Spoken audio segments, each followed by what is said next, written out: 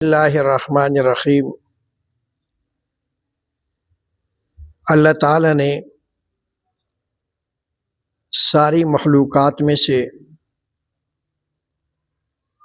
انسان ایسی مخلوق ہے جس کو اشرف اور اعلیٰ بنایا ہے،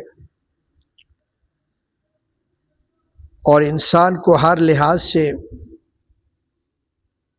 ہر مخلوق سے فضیلت عطا فرمائی۔ حسن و جمال ہو، کمال ہو، ریاضت و عبادت ہو، اس کا غلبہ ہو، اللہ کے ہاں اس کا مقام ہو۔ یعنی آپ کسی پہلو کو بھی دیکھیں گے، ہر مخلوق سے اگر اللہ تعالیٰ نے کوئی مخلوق اعلیٰ بنائی ہے، اشرف بنائی ہے، بہتر سے بہترین بنائی ہے، تو وہ واحد انسان ہے۔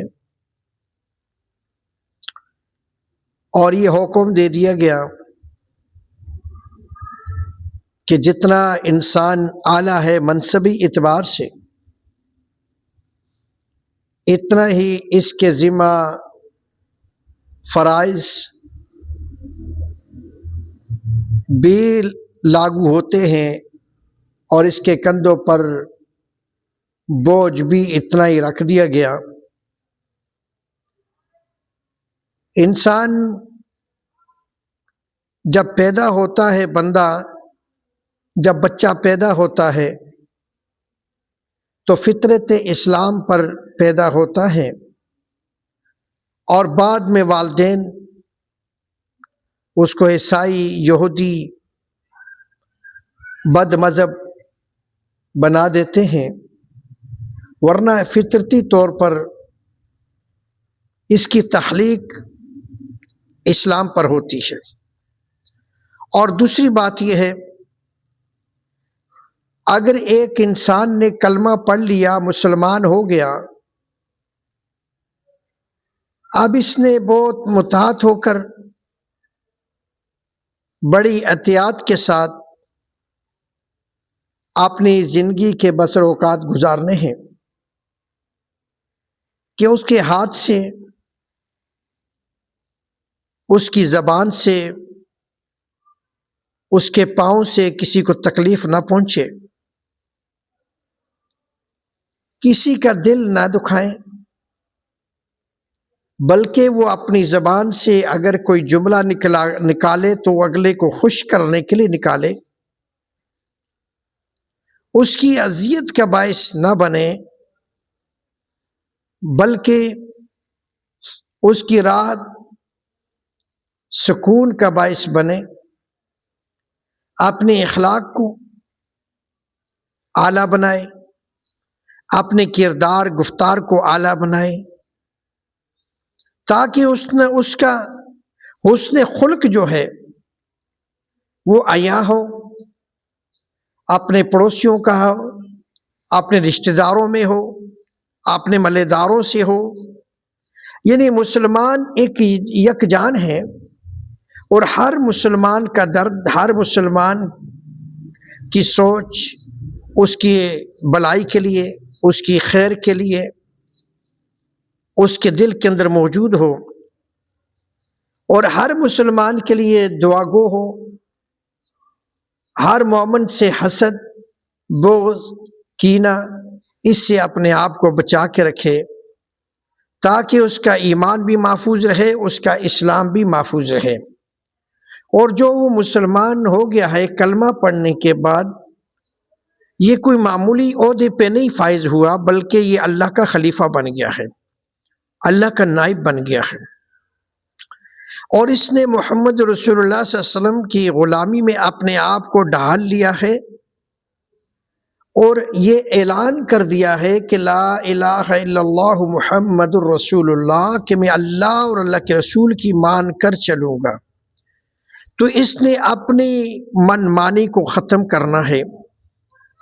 اس لیے کہ اس نے اپنے آپ کو غلامی رسول میں رنگ دیا ہے،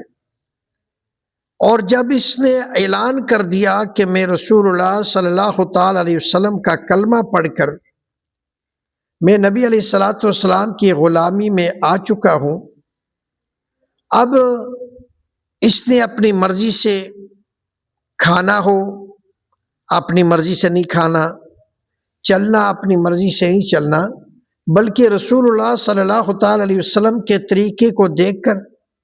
کہ اس موقع پر میرے نبی صلی اللہ علیہ وسلم کا کیا ارشاد ہے، اس موقع پر میرے نبی علیہ الصلوۃ والسلام نے کیا کیا ہے۔ تو جتنے معاملات بھی ہیں، ہم نے اپنے من کو، اپنی منشا کو، اپنی مرضی کو رسول اللہ صلی اللہ علیہ وسلم کی مرضی کے تابع رکھیں گے، پھر تو ہمارا ایمان بھی محفوظ ہے اور پھر غلامی رسول کا دعویٰ بھی سچا ہے۔ اگر ہم منمانی اپنی کریں، اپنے من کا فیصلہ آگے رکھیں، رسول اللہ صلی اللہ علیہ وسلم کی سنت کو کوئی اہمیت نہ دیں، رسول اللہ صلی اللہ علیہ وسلم کے فیصلے کو کوئی اہمیت نہ دیں، تو میرے بزرگوں، میرے بھائیوں، پھر یہ خام خیالی نعرہ ہے کہ غلامی رسول میں ہم اپنی زندگی کو لائیں گے۔ سب سے پہلے غلامی رسول کی شرط یہ ہے کہ اپنے من کو مارنا پڑے گا، اس لیے کہ تم نے تابعداری اختیار کرنی ہے رسول اللہ صلی اللہ علیہ وسلم کی۔ جس طرح ایک آقا کا غلام تھا، اس نے غلام لایا، تو ایک دن اس غلام سے پوچھا کسی نے کہ تو کیا کھائے گا؟ تو اس نے کہا کہ جو آقا کھلا دیں۔ اس سے پوچھا گیا تو کیا پیے گا؟ اس نے کہا جو آقا پلا دیں۔ کیا پہنے گا؟ اس نے کہا جو آقا پہنا دیں۔ تو آگے سے سوال کرنے والے نے کہا کہ بھائی تو بھی تو انسان ہے نا، آخر تیری بھی خواہشات ہیں، تیرا بھی من ہے، تو بھی تو کوئی بات بتا کہ تو کیا پسند کرتا ہے۔ تو اس نے بڑا زبردست جواب دیا، اس نے فرمایا کہ اگر میں اپنے من کی مانتا، اگر میں اپنی خواہشات کو آگے لاتا تو میں غلام کیوں بنتا؟ میں جب غلام بن چکا ہوں، میں نے اعلان کر دیا کہ میں غلام ہوں اور یہ میرے آقا ہیں، تو میں نے اپنی خواہش کو بھی غلام بنا دیا، میں نے اپنے ارادوں کو بھی غلام بنا دیا،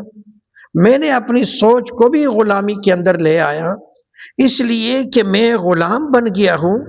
اب جو آقا مجھے کہیں گے میں کام کروں گا، جو آقا مجھے کھلائیں گے میں کھا لوں گا، جو آقا مجھے پہنائیں گے پہن لوں گا، جو پلائیں گے پی لوں گا، اس لیے کہ میں نے غلامی میں وقت گزارنا ہے۔ اور اگر میں نے اپنی من پہ چلنا ہوتا یا اپنی خواہشات ہی پوری کرنی ہوتی تو مجھے غلامی میں رہنے کی ضرورت نہیں ہے، پھر میں آقا بن جاتا۔